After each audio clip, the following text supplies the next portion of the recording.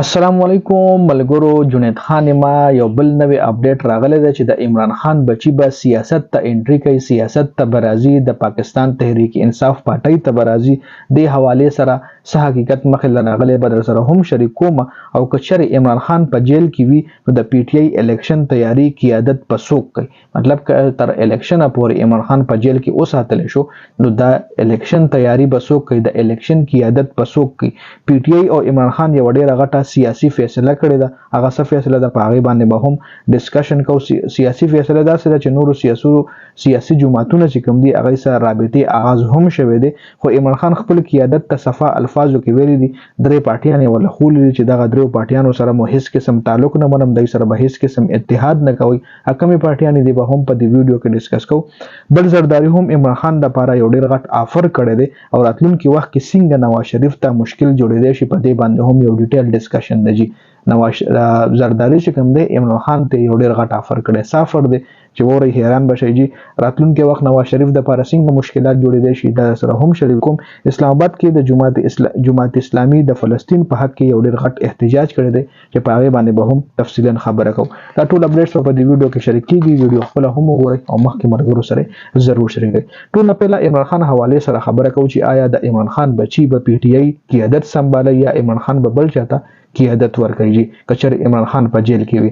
عمران خان حواله سره خبر داده چې کې د شي الیکشن پورې عمران خان جیل نه روان نزي او هغه بخپله د الیکشن مهم قیادت کوي. کچر عمران خان د خپل د جیل نه وروته الیکشن پورې نو بیا خو خپل د الیکشن د مهم قیادت چې کوم د عمران خان په خپل کوي. او کچر عمران خان الیکشن ته جیل نه روان نزي، جیل نه روان نوته نو بیا به څوک د پی ټی آی د الیکشن قیادت کوي.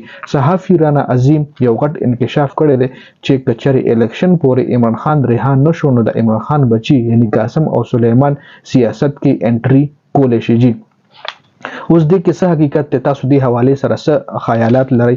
چونکه د ما خدا خیال چې هغه هیڅ کله هم د سیاست لنه راځي د پاکستان چې دا کم سیاست له هغه لیبل اردو ورزینه یا کېدې شي که ورزم نو داسې ټوټه پوټه اردو ورزي هغه په ماحول کې وی شوی دي نو سیم چې پاکستان ته راشي بیا په سیاست کې انټریو کې دا ډیره امپوسیبل خبره ده.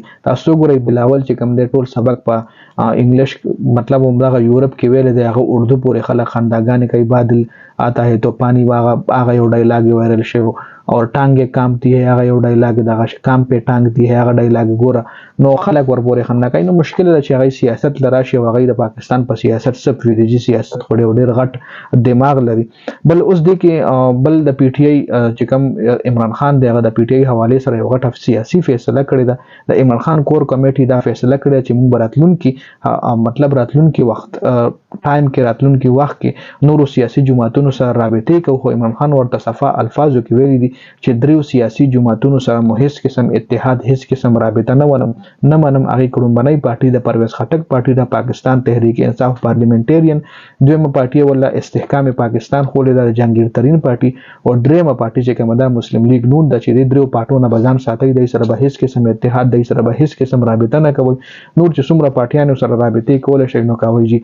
بل زرداری چې کوم د عمران خان ته یو غټ آفر کړی دی پیپلز پارټي رهنما دا ویلي دي چې چر عمران خان په الیکشن کې نه وي نو موږ هغه الیکشن نه منو. ځکه چې الیکشن عمران خان په دغه الیکشن کې نه وي نو دا الیکشن کې داندلی هم کې دی شي نو موږ داسې الیکشن له تیار نه یو چې هغه کې عمران خان نه وي. دا پیپلز پارټي ویلي او زرداری هم عمران خان ته دا آفر کړی د اتحاد کولو.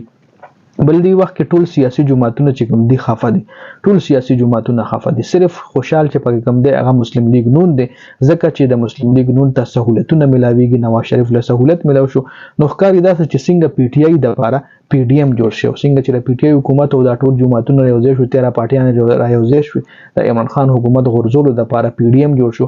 نو دغه رنګ نواز شریف غرزولو د لپاره ټول رايوځای کیږي په راتلونکي ټایم کې پکې به عمران خان دا ټول رايوځای کیږي او د نواز شریف د لپاره مشکلات په جوړي. خدا براتلونکي ټایم کې تاسو ګورئ یو بل پی ډی ایم به هم جوړیږي، پی ډی ایم 2 باغې لبیا نوم ورکړی کیږي.